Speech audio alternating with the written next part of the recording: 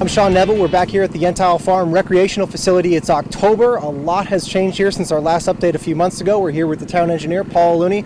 Paul, get us up to speed on what's been going on these past month or two.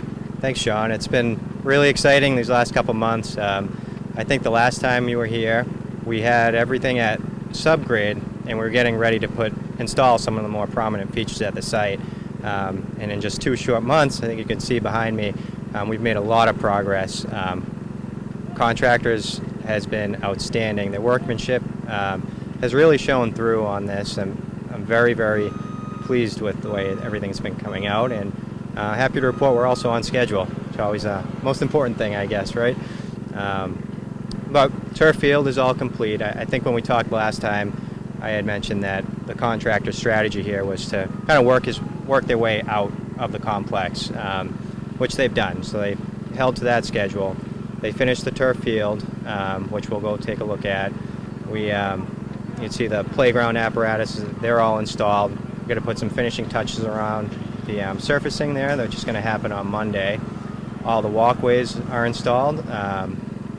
The flat work around the concession stand in the pavilion, or what will be the concession stand and pavilion. All the walkways around the event lawn. And you can really, what's really striking at this point is the plantings. We wanted to hit, obviously, this growing season for installing all these plants. With the recent rainstorms we've gotten and all this sunshine during the day, you see things have really popped at the site. And it's tough I have a job to do here, of course, with quality control and construction management, but it's tough to not just admire how beautiful everything's coming out. I mean, that's the biggest thing for me, is it doesn't look like a construction site anymore. It looks like a park that has some construction going on inside of it. Yeah, definitely. Yeah, there's still some work to do, of course, with construction, but yeah, they're putting those finishing touches on, and again, it just really looks amazing. Can't speak for how pleased I am with how nice everything's coming out.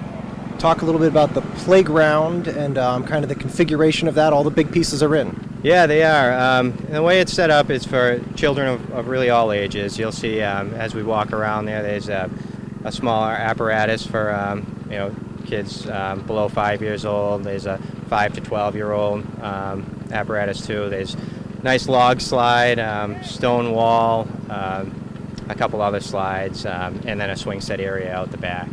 Yeah, so in total, there's 4 separate play stations, I guess you'd call them, and we use some of the stone excavated from the site to kind of delineate our border. So it gave it a really nice natural look, and all the colors were specified to maintain that natural kind of aesthetics of the area.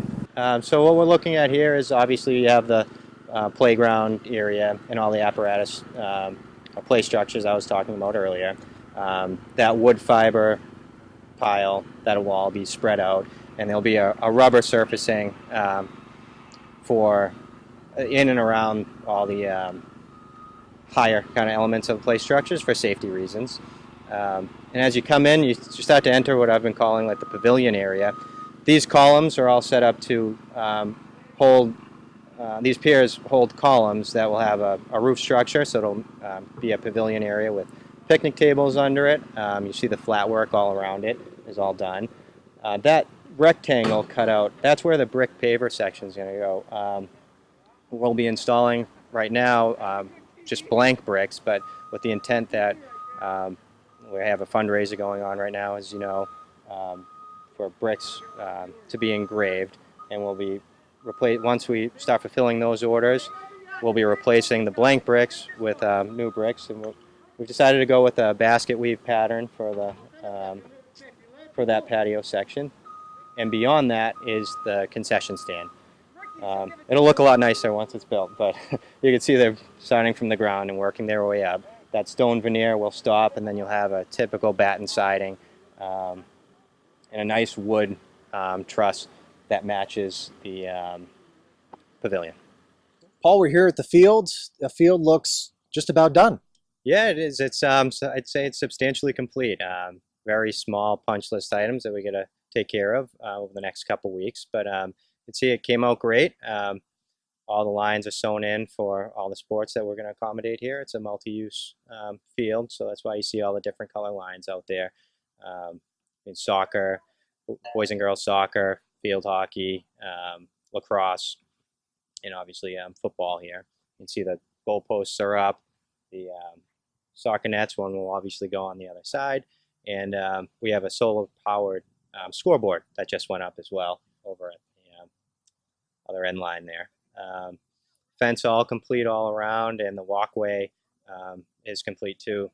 That circumvents the entire field. Paul, last time we were here a few months ago, this was just kind of a dirt path, I think, with a truck parked at the end of it. Tell me what happened here and what this is all now. Yeah, we ended up exercising an alternative here. We had a meeting with the Yentiles committee and came up with a really nice plan for this area. Yeah, your memory is correct. It was like a haul road almost. It was some spoils left over from the previous construction project that kind of went belly up. We're able to take that, spread some of the excess fill we had on site, level it out, put in a walkway that does a nice loop around, and you can see as we start walking through there. It's a nice spot, I think, to maybe just get away for a second from something like if there's an event going on at the park. There's like a small little picnic area you'll see in the kind of the center of the loop, and just another like nice green space, and also a good path. If you were to take a walk, it loops around on itself, so kind of leads you somewhere too. This is what's called a rain garden. Aside from looking nice with all these plantings, which were done really meticulously by the landscape architect and the contractor, but this is also a stormwater management feature. So aside from these plants, they have the ability to uptake some of those pollutants that normally run off of pavement areas, oils and greases from cars and things of that nature. But it's called a rain garden because you see how these plantings are done in kind of clusters, and they're selected, they were selected for like their colors, and they're all native species, but also for their attraction of certain wildlife too. Some of them have berries associated with them and whatnot. So walk me through the timeline here the next couple months. What are people going to see? And come December, what's this place going to look like? Yeah, good question. Well, the next tasks on our list is we're going to be focused right in on that concession stand and the pavilion. You kind of see that everything else is kind of really taking shape. Of course, we'll put the finishing pavement course on, but we don't want to do that until all the heavy equipment's kind of through. We'll have a crane come in for some of the work on the concession stand and the pavilion. So we don't really want to put that on, apply that top coat on just yet. And that's something we want to hit before December, before it gets too cold to apply. We'll see the basketball court be surfaced. That's also a seasonal item too that we want to make sure we do this month and not wait on. It's a seal coat that doesn't apply well under 50 degrees. And obviously you need dry weather too. You don't want that running off, right? Yeah, that's our schedule is, I'd say by Thanksgiving, I expect to really see the whole park substantially complete with some fine tuning to be done, some plantings you can kind of see around if you really look close. There's a few that need to be replaced. We had a really tough summer in terms of rainfall. Some weeding to do, general landscaping, of course the paving. But yeah, I'd say to be safe, maybe early December, with still on schedule for a grand opening in the spring.